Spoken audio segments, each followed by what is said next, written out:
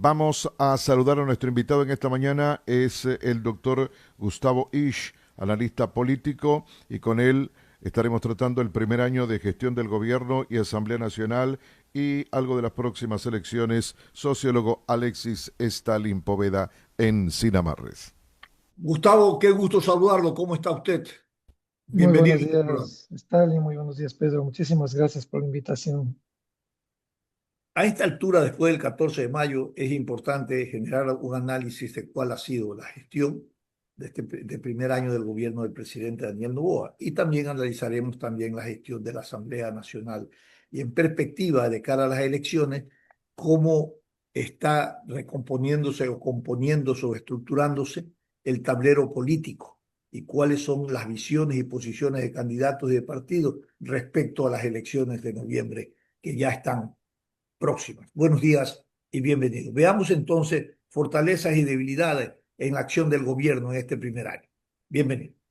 Gracias, Stalin. Bueno, siempre y para cualquier gobierno pienso yo que los temas fundamentales van por el lado de la economía, de la satisfacción del bienestar de la ciudadanía en términos de las políticas públicas, en temas que son gravitantes, en temas nodales como salud, educación, bienestar social, aseguramiento. La incidencia, además, también es muy importante en términos de la gobernabilidad, porque eso habla mucho sobre la calidad de la gestión de lo público, de los intereses públicos, de las instituciones, del respeto a la autonomía y de los poderes y funciones del Estado, y todo lo cual confluye en un robustecimiento de la democracia. Y finalmente me parece que el tema que también en términos generales y para cualquier gobierno es muy importante, está anclado al manejo de su imagen y de su gestión, no una imagen vacua, sino una imagen de la realidad, de lo que está proponiendo en términos de sus relaciones con el entorno en el cual está inserto, es decir, con las relaciones internacionales que pasan por precisamente generar estos caminos, estos trayectos en los cuales se pueden establecer alianzas que promuevan todos estos otros elementos que acabo de señalar. En lo que concierne al presidente, al gobierno del presidente Novoa, hay además un tema que es absolutamente trascendente, que tiene que ver con el control, con el manejo, con el enfrentamiento de la inseguridad. Correcto.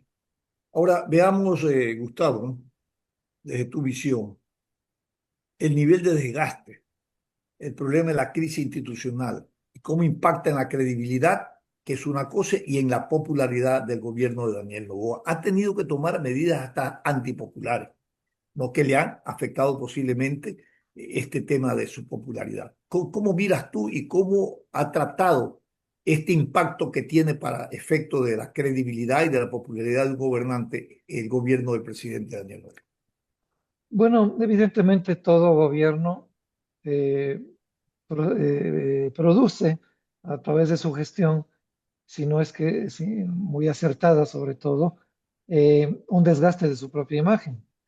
Y yo más que una percepción propia personal, quisiera hablar de algunas cifras, porque Bueno, hay gente que dice que el dato mata al relato, y eso hay que tomarlo con pinzas. Entre paréntesis, tú eres una persona muy, muy instruida y sabemos que el manejo de la estadística también tiene sus límites, porque el así. agenciamiento de las personas hace que las cosas cambien de un día para otro. Pero tengo en mis manos algunos estudios de opinión, algunas encuestas, y mucho más que encuestas, algunos estudios que han venido realizándose cada 2, 3 meses desde aproximadamente unos 6 años, precisamente para seguir el pulso de lo que está ocurriendo en un país tan conflictivo como el Correcto. nuestro, Pero y con los tomemos esos países de la indicadores, región. Gustavo, en Perfecto. el periodo del Entonces, 2023 al 25, por ejemplo, en ese primer periodo. a ¿Cómo, ver, cómo mira, llegó? ¿Con qué nivel? ¿Y qué decisiones tuvo que tomar que pudieran haber impactado? Y luego vinieron las elecciones y volvió a ganar. Entonces, un poco para bueno, seguirle teníamos desde el 2018, 2019, un tema que era fundamental que se resuelva por parte de los ciudadanos, que era el tema de la inseguridad, de la cada vez más evidente incidencia del crimen organizado y del narcotráfico que estaba generando y generó en los gobiernos de Lenín Moreno, Guillermo Lazo y luego previamente al ejercicio del primer mandato por parte de Daniel Noboa, una serie de sucesos muy lamentables pero y muy graves al mismo tiempo, y muchos de ellos conectados con las masacres carcelarias, que le dijeron al país algo estaba ocurriendo. Si ustedes no se habían dado cuenta, señores ecuatorianos, pues esto no es de la noche a la mañana. Aquí ha habido un proceso que estaba anidándose, que estaba estableciéndose. Las autoridades lo sabían y las autoridades no tomaron los recaudos necesarios. Eh, entonces, se toma una decisión en enero del 24, que es la declaratoria del conflicto armado interno, y un día antes el primer estado de excepción en el nuevo gobierno de Daniel Noboa. En el decreto de conflicto armado interno decide que los militares apoyen a la policía en la calle para controlar, para ayudar a contener esta incidencia del crimen organizado. Pero Y la Gustavo, usted ha gente dicho, aplaudió eso. Gustavo, tú dijiste algo muy importante que no hay que dejarlo pasar. Todos estaban advertidos de lo que estaba ocurriendo y la presencia del crimen organizado, del narcotráfico y luego después del narcoterrorismo. Y la pregunta que nos hacemos los ecuatorianos, los gobiernos de turno, no se detuvieron a pensar que hay que ponerle contención y frenar para que esto no avance y se convierta en una metástasis social, porque esto es lo que está ahorita ocurriendo. El cuerpo social está en una metástasis, ¿no? Producto de la presencia y vigencia e infiltración del crimen organizado y del narcotráfico y por último de la narcopolítica que hoy está presente como promotor de los intereses de estas estructuras criminales. Sí, hay aquí algunos, un par, y gracias por llevarme a ese tema antes de hablar de números, ¿no? Sí. Porque estos procesos son difíciles, son muy complejos, Stalin, y es un tema global.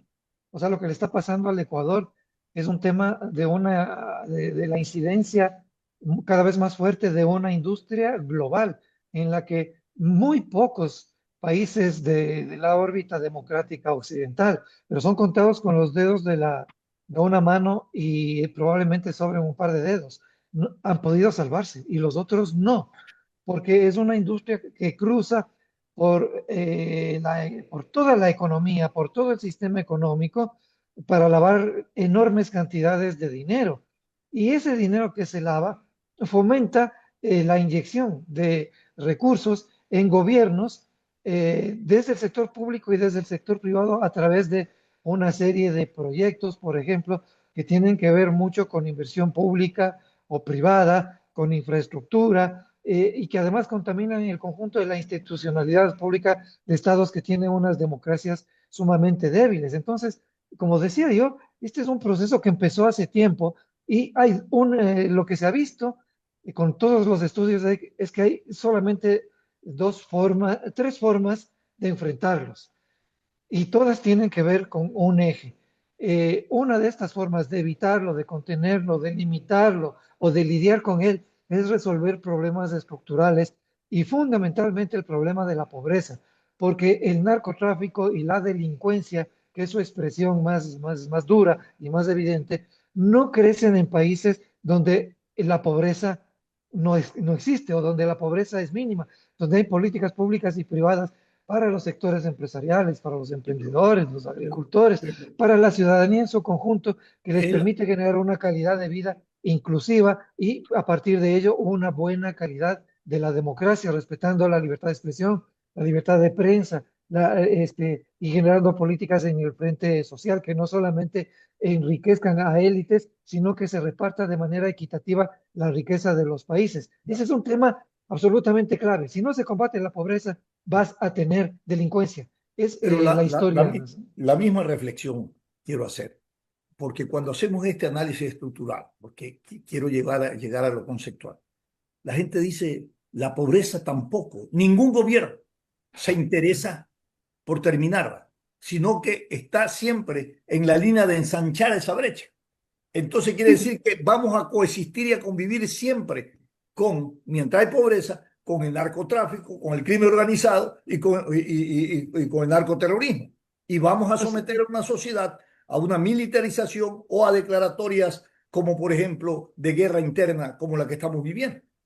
así es, estimado Stalin, lamentablemente, como tú bien señalas, ese es el resultado de que solamente un puñado de arribatos, un puñado de élites, de familias que van heredándose los cargos en el poder de lo público, con sus hijos, con sus nietos, acrecientan sus riquezas con empresas que ya dejan solamente el ámbito nacional y son empresas que se convierten en multinacionales, que invierten sus recursos en otros países, que salvan sus recursos, que extraen recursos económicos propios desde los países, en este caso del Ecuador, y los invierten en otros estados, en otras naciones, en empresas de otros países y además en estos países en donde puedes generar este tipo de inversiones y que no tienen medidas cautelares para ubicar si es que son recursos generados desde la transparencia o desde la connivencia con el crimen Correcto, organizado, porque te pero hay un decía, sistema, ah, mi querido Gustavo, hay un sistema que se lo permite.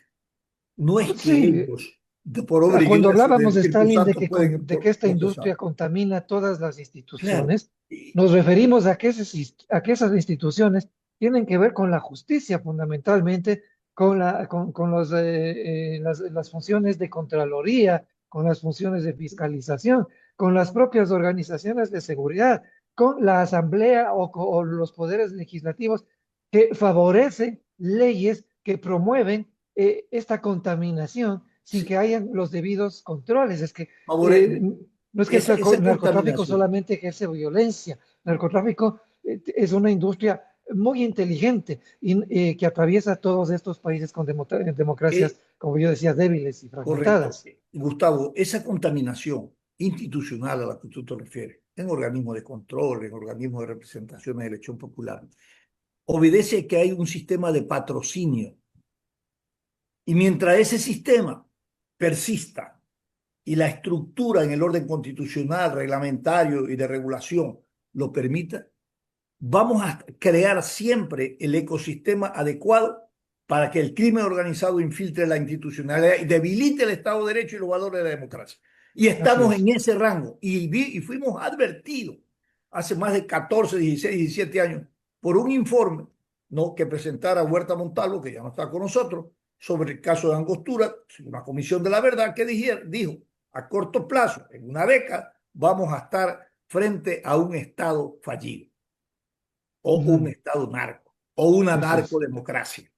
Y Ujú. estamos ahora hablando de narcopolítico, narcodemocracia, Estado fallido, estamos hablando de estructuras criminales, de narcoterrorismo. Estamos cada vez avanzando más en el mal y no en la solución del conflicto. Así es, Stan. Yo decía al inicio de la entrevista, hay tres factores que hay que combatir y uno de ellos, el fundamental, es un tema estructural que pasa por la contención de la pobreza y en estos países, por las inequidades y la corrupción que deviene de todo este sistema en el cual algunos se enriquecen, algunos se benefician, son un puñado y la gran mayoría permanece sin que esos problemas sean resueltos por políticas públicas de distintos regímenes. El segundo elemento es, en este proceso que es tan complejo es el hecho de que hay dos posibilidades de enfrentarlo. O tú dialogas o tú llegas a acuerdos indirectamente con estos ententes criminales, con este sistema que económicamente produce una serie de inversiones para el lavado de dinero que favorecen a estos regímenes que son incapaces de generar esas políticas, de generar riqueza, de generar empleo y que solamente miran por sus intereses, por los intereses de sus familiares o de sus círculos íntimos, o combatir militarmente a estas organizaciones o combatir militarmente a esta lacra que es, digo, una industria global. Y entre paréntesis, es una industria global que incluso afecta a grandes potencias económicas del mundo. De lo contrario, e históricamente, esto no habría pasado en los Estados Unidos. Solamente por poner un ejemplo. Hay que preguntarles a los Estados Unidos desde hace tiempo o ahora mismo qué han hecho o cuáles son sus resultados para contener las redes de distribución del narcotráfico en sus propios países, con la cantidad enorme de recursos que tienen, de inteligencia tecnológica en la actualidad, del FBI, de la policía, de la seguridad, de la Guardia Nacional, de todas sus legislaciones, de todo el tema de su justicia, que es muy respetable y respetada a nivel global. El país que siempre se presenta como el defensor de la mejor democracia. Y no han podido contener esto.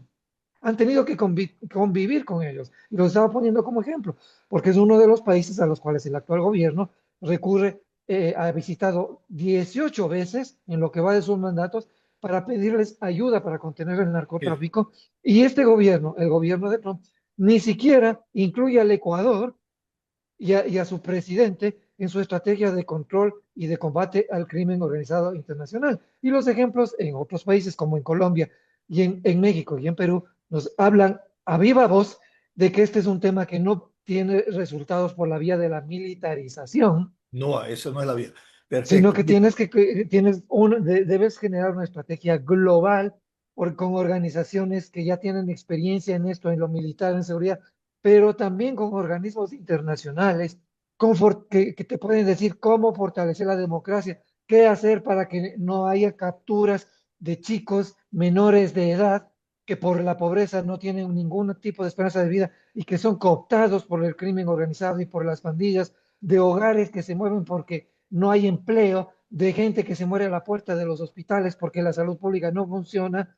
O sea, es un tema que hay que enfrentarlo de manera global, no con estados de excepción, no con decretos de toque de queda, ya vamos por 7 estados de queda y tenemos al menos 15 estados de excepción y los resultados de eso son que la seguridad no ha podido ser controlada. Y ese es el hecho que fundamentalmente desgasta a este gobierno, porque la economía tiene que ver con el tema de la inseguridad, porque la inseguridad no permite inversión pública o privada, nacional o extranjera de calidad, y se pasa viajando, son 30 viajes de este gobierno, de este presidente, en los que va a promover la imagen de un país que no existe, de un país que esté enfrentando la inseguridad con todas sus fuerzas y que puede generar ya en este momento recursos y espacios para invertir, para que nuestros propios empresarios puedan competir con seguridad y con equidad con otros empresarios de otros países. Y la gente, los empresarios nacionales y extranjeros, no son tontos, pues. Dicen, a ver, pero al mismo tiempo nos está diciendo que este es un problema donde otros organismos internacionales además coinciden en que la inseguridad es fundamental y que la inseguridad no ha podido ser controlada y que este país y con algunas de las ciudades de este país está en los peores rankings de los más inseguros y más violentos del mundo. Entonces, por eso no hay inversión.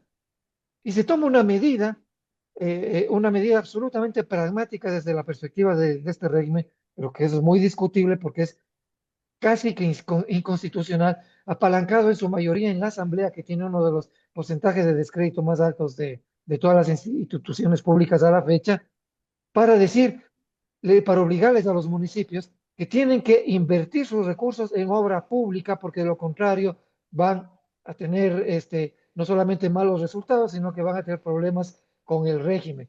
Cuando esos recursos no le pertenecen a ningún gobierno, ni a este ni a cualquier otro, son recursos que les pertenecen a los municipios. ¿Por qué razón les hacen eso? Porque el gobierno no tiene capacidad de invertir, porque se vive endeudando para hacer una campaña electoral permanente, publicitaria, en donde sí se invierten millones Correcto. de dólares, Y pero hablemos, no se hablemos, ponen esos dólares en el sector de la educación, ni en el sector de la salud, ni en el sector productivo, estimado correcto. Estado. Tomando su análisis. Si el gobierno no ha sido capaz de enfrentar adecuadamente la lucha contra la delincuencia, el crimen organizado y el narcoterrorismo, no ha resuelto el problema de la brecha de ensanchamiento, la brecha entre la riqueza y la pobreza, no ha generado estabilidad de desarrollo productivo en el país, no ha generado políticas públicas de una redistribución socialmente justa, adecuada de los escuálidos ingresos que tiene nuestro país. Con ese escenario, en ese escenario, ¿con qué cara, con qué presentación va a las próximas elecciones? ¿Cuál es el Ya. impacto, según su análisis, que esto puede tener?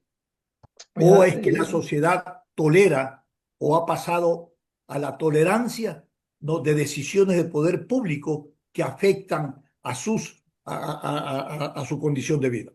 no, Stalin, nos estamos olvidando de un tema que es fundamental. El Ecuador tiene la mala suerte de estar en un punto geoestratégico que facilita, promueve, invita y permite que haberse convertido en un corredor del narcotráfico en el cual desde América Latina, la cocaína que se produce en Colombia, que se produce en Bolivia, que se produce en Perú, se trafica a todo el mundo.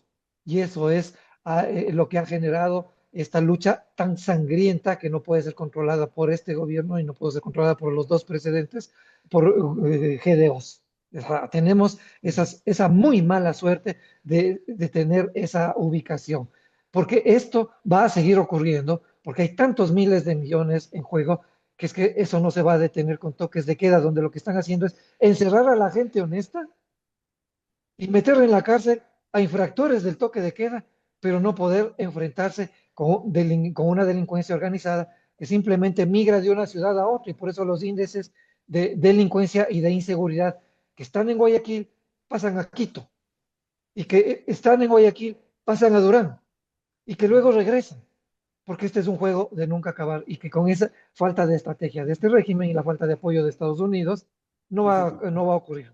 O sea, construyendo cárceles para meter a la gente pobre en las cárceles, no van a resolverlo. ¿Qué tenemos ahora? 61.4% de personas creen que el país no va por camino correcto. Investigación a abril.